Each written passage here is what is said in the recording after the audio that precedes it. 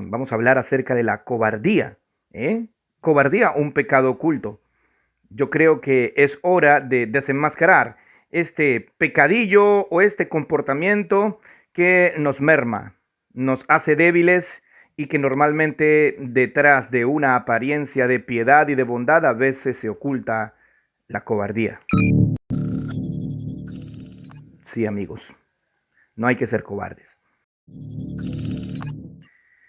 En estos tiempos de avances tecnológicos, las redes sociales son uno de los medios más usados para la difusión de información.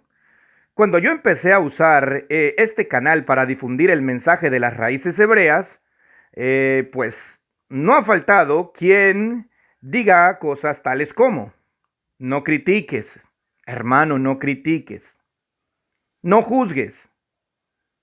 También me han dicho, en lugar de criticar, mejor póngase a orar, ore por las personas, no las critique, no las ataque. Me han dicho estas cosas y lo cierto es que, bueno, cada uno desde su trinchera dispara las balas que quiere. Otra frase también es, acuérdese usted de dónde lo sacó el Señor. Me late que esta jerga típica de aquellas personas que les gusta tirar la piedra desde una trinchera, no se atreven a ser valientes en un tiempo donde se requiere la valentía, la confrontación, ser frontales y directos, pues estamos prácticamente en un debate abierto teológico, en una batalla teológica para que el pueblo de Dios llegue al conocimiento de una verdad precisa en cuanto a las escrituras se refiere. El que dice, no critique, no juzgue, él se siente aludido por las verdades que se están sacando a la luz a través de videos como los que hemos expuesto o como los que muchos exponentes de las raíces hebreas están sacando a través de YouTube. El que dice no juzgue, cuando se están exponiendo las verdades eternas, cuando se están denunciando las manipulaciones de doctrinas tergiversadas, cuando estamos denunciando esto, no estamos juzgando. Al contrario, hermanos queridos, lo que queremos es que abran los ojos. Pero ustedes nos lanzan frases tales como no juzguen, no critiquen. En otras palabras, déjennos que queremos seguir con este velo puesto. ¿Cómo se saca a alguien del error? Por lógica elemental, hermanos amados, mostrándole el error. ¿Cómo se saca a alguien del error? Mostrándole el error. Fácil. Recuerdo los tiempos en que el evangelio o los evangélicos predicaban arduamente a los católicos. ¿Y cómo predicaban los evangélicos a los católicos para que se saliesen de la iglesia católica e ingresasen a la iglesia evangélica? ¿Cuál era la jerga, la predicación o el discurso?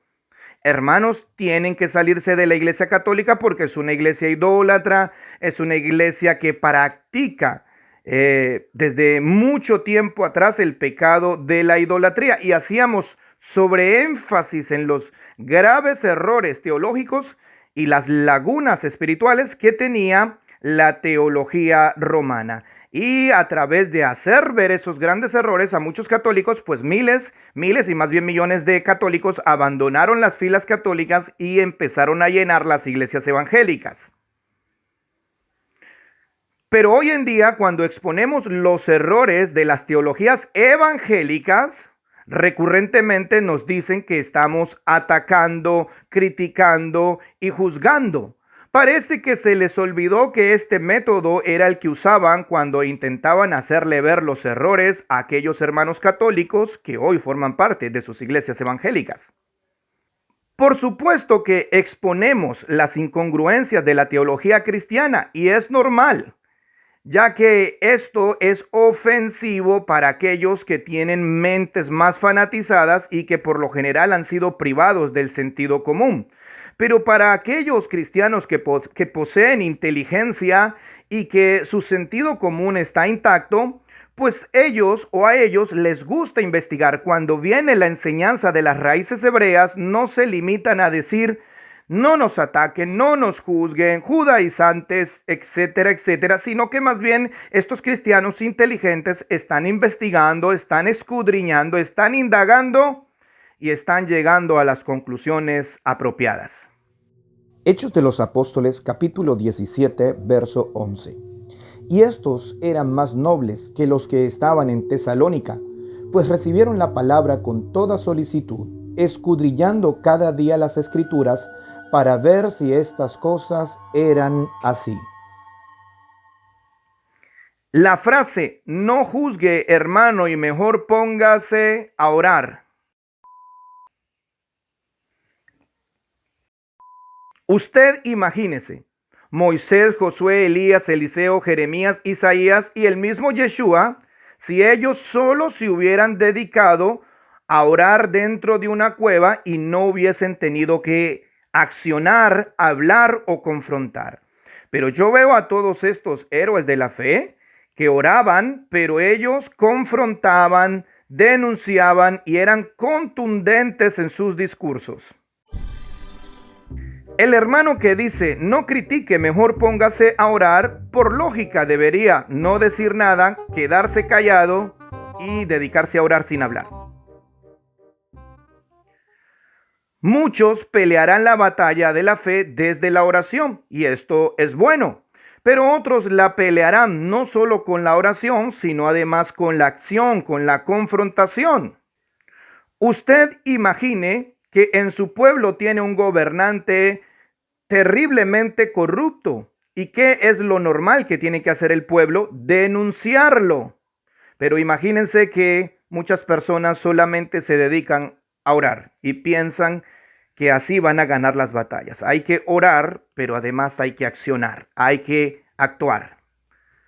Usted imagínese que en su pueblo hay un violador, un abusador o un ladrón, un delincuente, y el pueblo está atemorizado por esta situación. ¿Qué hacemos?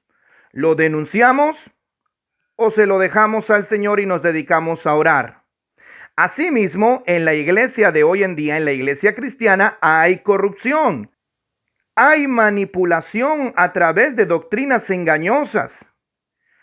El abuso con respecto a las doctrinas y que llevan al pueblo a una mentalidad prácticamente sumisa a ciertos mandamientos o mandatos de hombres es verdaderamente preocupante. Y tanto en el ámbito cristiano como en el ámbito de las raíces hebreas se está denunciando contundentemente esto para que el pueblo abra los ojos. Pero por alguna razón pareciera que los líderes religiosos gozaran de algún tipo de inmunidad diplomática. Pero eso se va a acabar porque este es el tiempo donde se está levantando generaciones valientes que ya no comen cuento. Hay gente valiente que expone las doctrinas engañosas para que muchos abran sus ojos. Hay gente valiente que está poniendo la cara, mientras hay otros que solamente detrás de un tecladito comentan un video y dicen no juzguen. El problema es que los cobardes quieren callar a los valientes diciéndoles, no critiques, no juzgues, mejor hay que orar por ellos, no los ataques. La cobardía es una cárcel y un pecado oculto. Si un día comentas en un canal de una persona valiente cosas como no juzgues, no critiques, ora por ellos, pues tal vez escondes tu cobardía detrás de estas frases y de la apariencia piadosa. Y sobre todo, hay personas que se creen más buenas que Dios. Yo de momento haré lo que hizo Yeshua, lo que hizo Jesús. Él confrontó, él habló, él no tuvo miedo. Él les llamó hipócritas, generación de víboras, hijos del diablo, a los líderes religiosos del reino de Judá.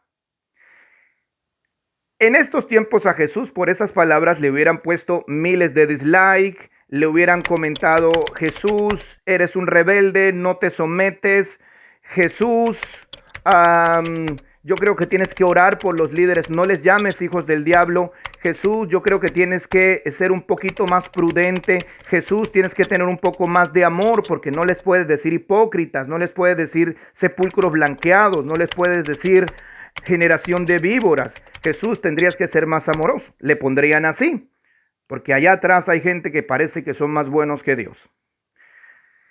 Y ni qué hablar de Juan el Bautista y con qué ímpetu denunció el pecadillo que estaba llevando a cabo el gobernante de aquella época. Jeremías exhortó por 20 años a los líderes de Judá para que tomaran el buen camino. Lo propio hizo Elías con el reino de Israel o con la casa de Israel. Y todos los profetas no solamente oraron, sino que confrontaron los pecados del pueblo de Israel. El Eterno nos manda a orar, pero también nos manda a actuar. Si nosotros no denunciamos aquello de lo cual tenemos conciencia, sabiendo que son cosas verdaderamente malas para nosotros y nuestros hermanos, si no los denunciamos, pasamos inmediatamente a ser cómplices. ¿Qué hubiera pasado si los profetas hubiesen sido cobardes, pues solamente se hubiesen dedicado a estar en una cueva orando? Lo difícil no es orar, lo difícil es dar el mensaje en medio de un pueblo rebelde. Como lo hizo Jonás. Si Dios le hubiera dicho a Jonás, Jonás, dedícate a orar por Nínive, creo que Jonás no hubiera tenido problema. Los cobardes intentarán callar a los valientes. Los cobardes tienen envidia de los que son valientes. Nosotros debemos destruir los falsos argumentos que muchos están dando como verdades absolutas. Pero detrás de un teclado, viendo un video, siempre se va a esconder una persona que va a comentar de esa manera. Sea más amoroso, tenga más paciencia, no juzgue y no critique. Mejor póngase a orar por los cristianos, no ataque. Apariencia de piedad. Es una falsa piedad. Y es una máscara de cobardía. Hermano que llevas ya mucho tiempo cansado de estas doctrinas apóstatas del cristianismo, debes saber que el eterno Dios de Israel es un Dios celoso. Él quiere que nosotros nos apartemos de toda doctrina errada. En Apocalipsis capítulo 14, versículo 12 dice: la perseverancia de los santos. Habla de la perseverancia de los santos, aquellos que guardan los mandamientos de Dios y tienen la fe en Yeshua. Apocalipsis capítulo 21, verso 8.